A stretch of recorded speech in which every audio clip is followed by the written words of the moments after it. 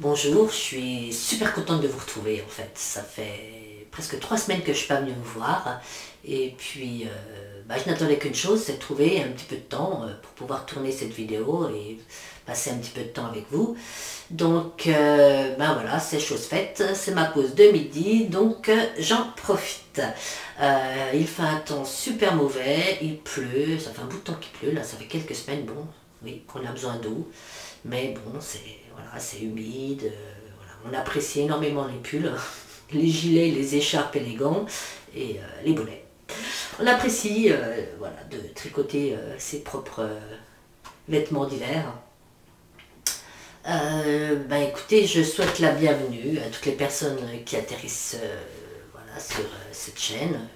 Et bienvenue évidemment à toutes les personnes qui me suivent régulièrement. C'est toujours un plaisir de partager autour de cette passion qui nous lie. Toujours un plaisir de lire également vos gentils commentaires. C'est toujours un énorme bonheur. Alors, je m'appelle, je l'oublie, Marianne et Liliosa sur les réseaux sociaux, donc Instagram et Ravelry. Je vais vous parler donc de projets terminés. Il y en a que je vais vous montrer brièvement parce que c'est des tests, ils sont terminés, mais la sortie n'est pas prévue avant fin novembre, début décembre. De mes projets en cours, projets en cours, de mes futurs projets, mes quelques achats, la base, on va dire, la base du podcast. Alors, je vais commencer par ce que je porte. Alors, je porte un pull que j'ai tricoté, alors là, il y a, je crois, 3 ans et demi. C'est mon petit pull vintage, comme je l'appelle, c'est le Fosvayen de Ima Semiksen, je crois. Je vérifie. Inga Semiksen.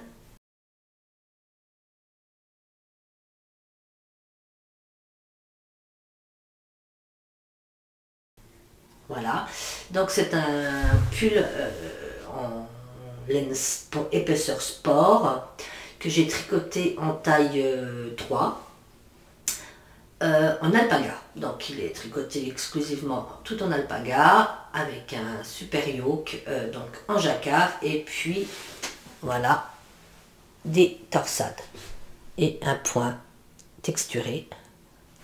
Voilà, vous retrouvez un petit peu de jacquard sur le bas du corps. Voilà, vous avez des longues manches, voilà, que vous pouvez retrousser. Et honnêtement, j'adore ce pull. Alors, j'adore ce pull, donc déjà parce que voilà, il regroupe beaucoup de techniques. Hein. Vous voyez, donc on s'ennuie pas une seconde. Voilà, on ne s'ennuie pas une seconde. Et je l'appelle mon petit pull vintage parce que moi, les couleurs me rappellent, le côté un peu vintage, du bleu marine, du bleu. Alors ça, c'est, je sais pas si vous voyez bien, c'est un bleu gris. Hein. Un bleu gris, du rouge, du bleu. Alors, donc il se commence par le col et ensuite donc on descend, on fait ce petit point texturé avec des torsades, on fait le jacquard, on laisse les mailles en attente, je crois que c'est juste après le jacquard, oui. On continue le corps. Jacquard, côte 2-1, oui, côte 2-1, après on reprend les manches, et puis on reprend les manches, et puis on continue le corps. Voilà, je le mets souvent. La laine, alors la laine, il n'a pas bougé du tout. Donc là, c'est de la 100% alpaga. Et honnêtement, je ne sais plus où je l'avais acheté. C'est de la laine sport. À l'époque, je ne pense que je m'étais pas énormément... j'étais pas hyper consciencieuse par rapport aux notes que je mettais sur mes pages Ravelry, mes pages projet. Donc, je ne sais plus. Par contre, toutes les laines bleu marine et rouge, ça, c'est de la Drops alpaga. Voilà. Donc voilà, ce petit pull. Après, voilà, il est facilement... on va dire, vous pouvez l'adapter, hein. Vous pouvez faire plus court, vous pouvez le faire en crop. Je l'ai fait en taille, oui, 3. Mon petit pull vintage.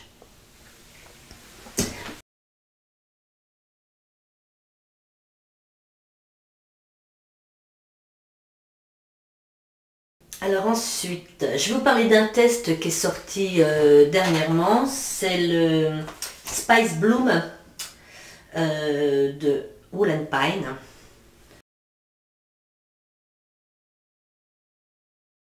Donc je l'ai déjà posté, hein, il a dû sortir il y a une dizaine de jours sur les réseaux sociaux.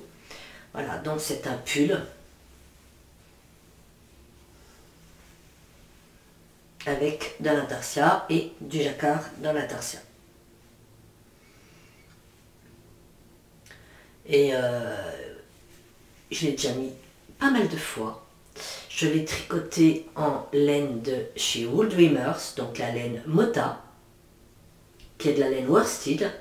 Je l'ai en aiguille 4 et 5. 4 pour les côtes et 5 pour le corps.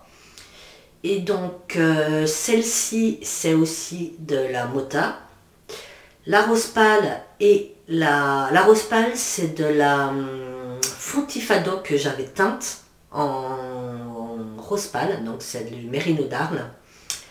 Et la, vous voyez, celle qui est un peu de toutes les couleurs, bordeaux, prune, c'est de la fleur de laine.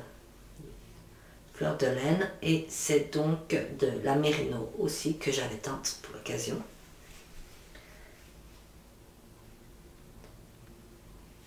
Donc alors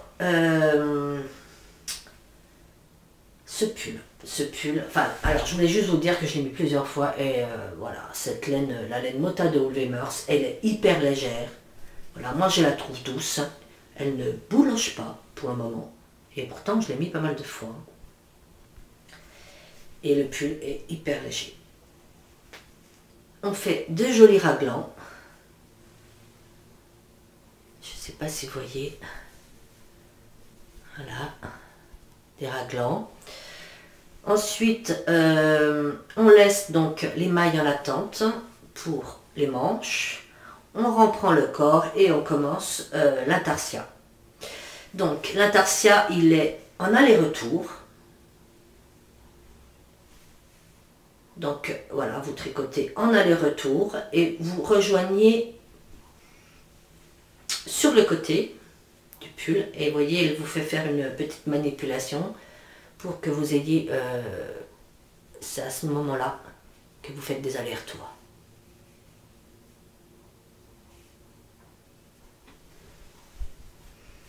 Voilà. Et j'adore ce pull. Bon, j'ai voulu un peu une version années 70 avec les couleurs et tout, mais si vous aimez l'intarsia, franchement c'est un joli projet. Il y a plein de belles versions. Elles ont fait une version aussi avec fingering et mohair aussi, qui est superbe. Donc un vrai plaisir à tricoter, un vrai bonheur. Super bien écrit, super bien expliqué. Donc voilà, le Spice Bloom de Wool & Pine.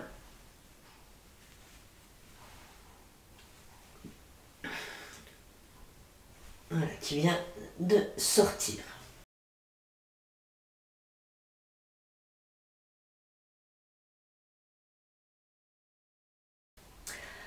Alors ensuite, donc j'ai fini de test, j'ai fini le Cold Foot Wiseman de Lopa-Refur, donc Anna Sophia Wintersol. Alors je ne vais pas vous le montrer entièrement, je vais juste vous montrer, c'est un pull en jacquard. Alors en jacquard, 4 couleurs, souvent 4 couleurs, donc je vous avoue que jacquard 4 couleurs, c'est pas ma passion quoi.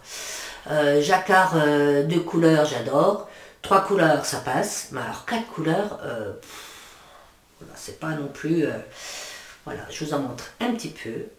Vous, comme vous pouvez voir, il y a des chouettes et des petits animaux. Donc là, vous voyez bien les 4 couleurs. Hein. Là, hop, vous avez du bleu marine, vous avez de l'orange, vous avez du jaune et vous avez du blanc. Vous voyez? Donc là, il vient à peine d'être bloqué. Il est encore un peu humide. Donc voilà. C'est un gros pull parce que forcément, jacquard, 4 couleurs, ça veut dire 4 épaisseurs de fil derrière.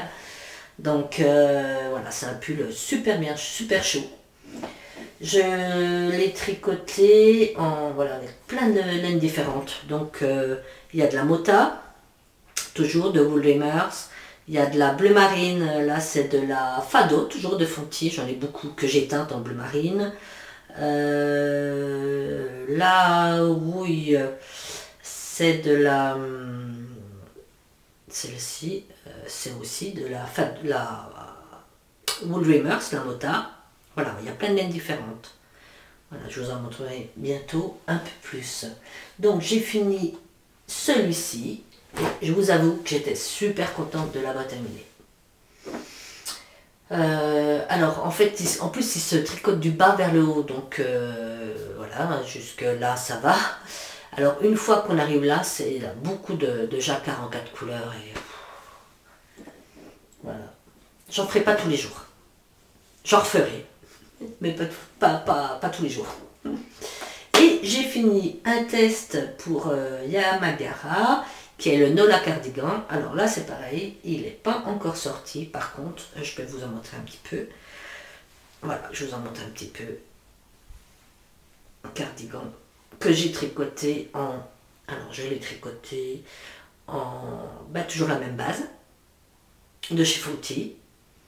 Donc je l'ai fait en taille 2, en Fonty Fado, mais alors non teinte. Et je l'ai doublé avec de la Baby Yak Cloud, celle que je vous en avais parlé dans mon dernier épisode, je crois. C'est de la laine lace à base de alpaga, mérino, soie et yak. Voilà. Je ne vous explique pas à quel point ça pique. Hein.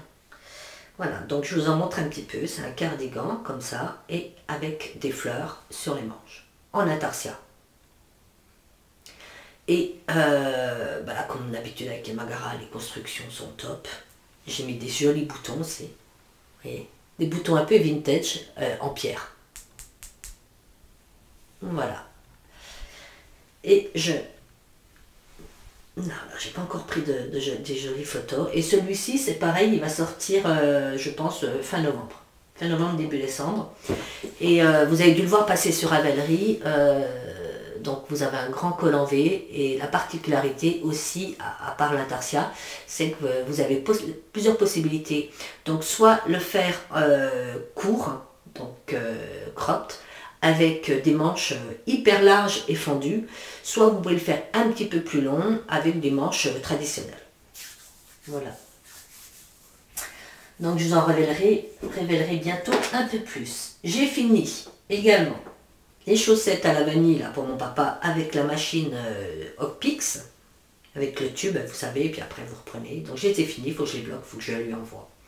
C'est compliqué, je trouve, de tricoter des chaussettes pour un homme. En plus, j'ai pas l'habitude de tricoter des chaussettes pour homme. Et voilà, qui n'est pas vers moi pour essayer. Donc, je ne sais pas. Il m'a donné la taille de son pied, la longueur et tout. On verra. On verra. Je pense que je vais les étirer un petit peu quand même au blocage. Pour être sûr que ça passe. Et puis au niveau des talons, voilà, pour le coup de pied, j'ai fait quelques rangs en plus avant les diminutions au niveau du talon après coup. Donc voilà pour les projets terminés. Les projets en cours. J'ai un test en cours pour Irène Lin et c'est la Mellow Vest. Voilà, Mellow Vest de Irène Lin. Donc, alors, je ne sais pas si vous vous souvenez, enfin, moi, à mon époque, la mode, c'était les blousons aviateurs. Donc c'était des blousons en peau retournée, avec, vous voyez, on voyait apparaître la laine au niveau du col, à l'intérieur et au niveau des manches. Et vous avez parfois aussi sur le devant et sur le dos des sortes de, comment dire, des endroits où c'est que vous aviez la laine qui ressortait. Je vous mettrai une petite photo un coup si j'en retrouve une petite photo. Et donc elle proposait un test de veste, donc sans manches, et qui m'a fait penser exactement à ça. Surtout que l'on utilise, c'est la première fois que j'utilisais cette laine, de la Teddy Bear de Guépard. Guépard Yards. Voilà.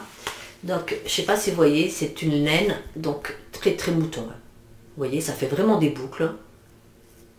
Elle est très jolie cette laine. C'est la composition. Alors, c'est du 50% mérino, 40% alpaga.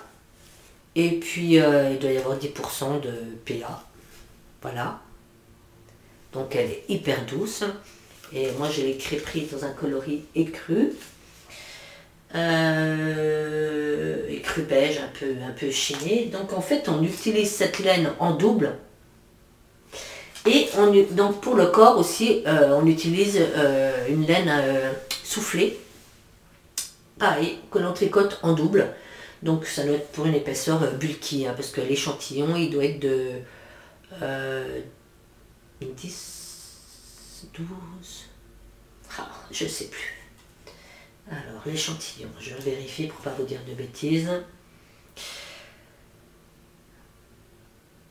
Je ne sais plus si c'est 10 ou 16 mailles. Je vais vous dire ça tout de suite. Si c'est 10 par 16 ou 12 par 18. Alors l'échantillon, 12 par 16. Voilà. Et donc moi ce que j'ai fait, j'ai utilisé de laine soufflée, je n'en avais plus en stock. Et puis je voulais une couleur un peu qui faisait vraiment penser à la peau. Donc j'ai utilisé de la Nutiden que m'avait offerte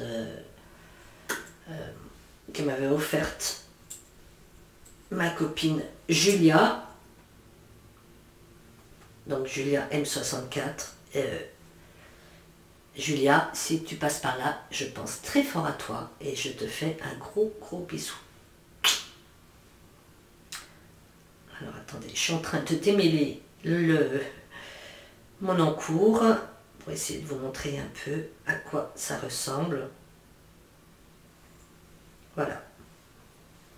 Donc, je vais tricoter donc en Nutiden. Alors, vous savez que la Nutiden, c'est de la laine Unspun, comme on dit. C'est de la laine qui n'est pas retordue, mèche.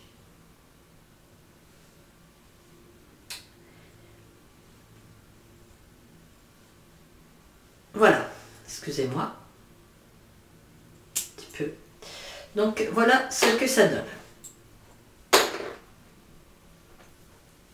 Vous voyez un peu vous voyez un peu vous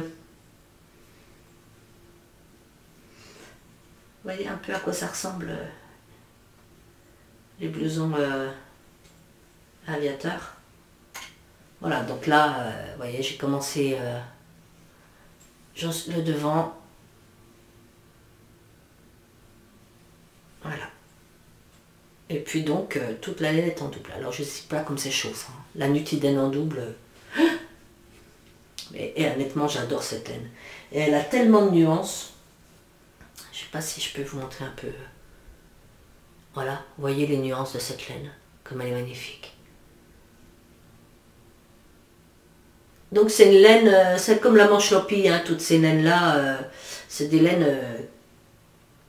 quand vous les tricotez, au départ, quand vous tricotez première fois, c'est assez, ça fait peur, parce que c'est une laine qui est très fragile, hein, qui se casse facilement, mais en fait, voilà, quand vous cassez, vous remettez vos laines, je vais vous montrer. Alors par exemple, je vais casser un morceau là, hop, et c'est des longs poils. Donc après, hop, vous reprenez le morceau que vous avez cassé. Voilà. Et puis, voilà, vous retordez un petit peu avec. Hop, hop, hop. Et puis en fait, les longs poils s'accrochent entre eux. Vous voyez? Et c'est hyper solide. Une fois que vous tricotez, il n'y a pas de souci. Hein. Je pense que vous pouvez me faire du jacquard avec, il n'y a aucun problème. Et j'aime beaucoup cette laine. Elle est différente de la manche loppy. J'aime beaucoup la manche loppy, mais je trouve que la Nutiden est, je dirais pas plus douce, mais plus souple. Voilà, elle a rendu la tombée plus souple. Donc voilà, j'ai craqué sur ce petit modèle et je trouve ça sympa. Bon, ça peut faire aussi un peu veste de berger, mais... moi j'adore. Donc voilà, un petit test pour donc Irène Lin, c'est une créatrice que j'aime beaucoup aussi. Et puis j'ai commencé de tricoter avec ma copine Amandine Tricot, un gilet en duo. Donc c'est le Baseline Cardigan de Suzanne Sommer.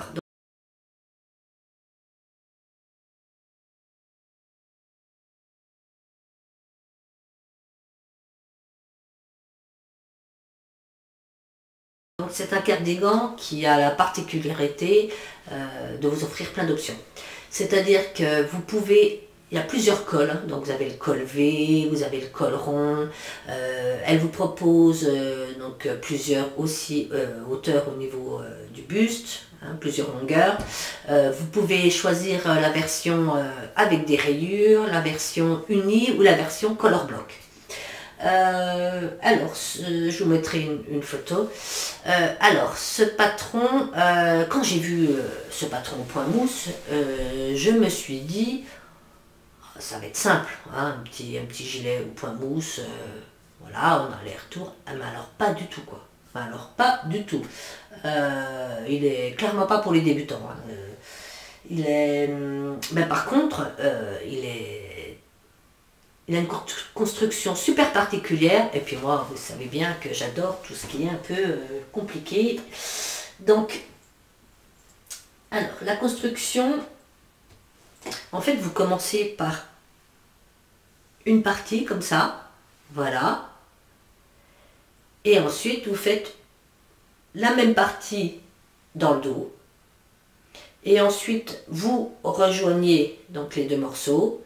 Vous refaites la partie là, vous voyez, ça fait toc, attendez, je vous toc, toc, voilà. Vous faites par morceaux en fait, c'est assez marrant. Alors, je vais vous montrer un peu. Alors, moi j'ai choisi donc la version color block. Ah oui, puis il y a des poches, avec les poches. Et ce qui est sympa, c'est que les poches, ben, en fait, ça vous sert d'échantillon. Alors, est-ce que j'ai pris ma poche pour vous montrer? Donc voilà ma poche. Je vais mettre là comme ça. Voilà. Alors moi j'ai choisi de doubler un fil. Alors c'est de la triple laine de chez Textile de la Marque. Et moi je l'ai pris. Donc c'est de la laine, je vais vous la montrer, qui est déjà chinée. Et il y a 250 mètres pour 50 grammes. Donc vous voyez, c'est de la fingering, la light fingering, je dirais presque. Et j'ai pris deux coloris différents et j'adore. Voilà, j'adore le mélange des deux. Donc,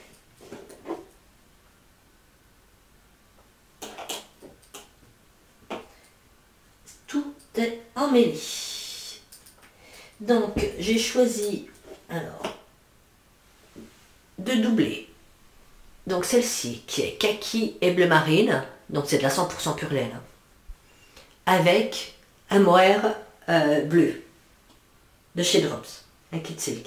Bon, c'est un peu moins pétant que ça, hein, le bleu. Hein. C'est c'est le bleu marine de chez... Mais là, il est beaucoup moins pétant que ça. Donc vous voyez ce que ça donne. Et puis donc pour l'autre couleur, c'est du... Donc c'est la même laine,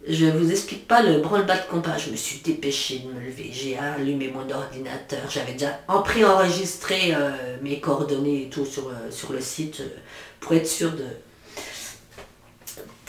pouvoir commander rapidement et d'avoir du stock. Et donc j'ai réussi à commander 5 plates de Nutiden. J'ai pris 3 un peu dans ces tons-là. J'en ai pris une verte et vert un peu anis. Et je n'ai pris une grise un peu claire. Et je suis super contente. Donc, j'avais pris en fait aussi une sorte de Bordeaux et tout. Et puis en fait, pourtant 5h30, hein, franchement, pile poil. Et au moment de payer, il m'a dit... le monsieur de l'ordinateur m'a dit il n'y a plus de disponibilité dans cette couleur. Donc, et à un moment, donc je vais pour payer par PayPal, ça ramait, enfin j'ai speedé et tout. Et en fait, c'est aussi bien parce que après en fait, on n'a pas trop le temps de regarder. Je sais pas comment vous expliquer. Il faut vite se dépêcher d'acheter. Et donc, après, je suis retournée sur le site, j'ai regardé la couleur qui était donc en rupture et en fait, elle me plaisait pas tant que ça. Donc, en fait, voilà. En fait, c'était écrit. Donc, bah, écoutez, voilà, ça va pas être un podcast très long, mais bon, vous avez l'habitude avec moi. Je reviendrai bientôt vous voir, donc je pense à la fin du mois, peut-être un peu avant, en fonction de ce que j'ai à vous proposer. Et puis, ben, je vous souhaite une bonne journée, une bonne semaine, plein de bonheur, que du bonheur et encore du bonheur. Et puis, je vous embrasse bien fort et puis je vous dis à très bientôt.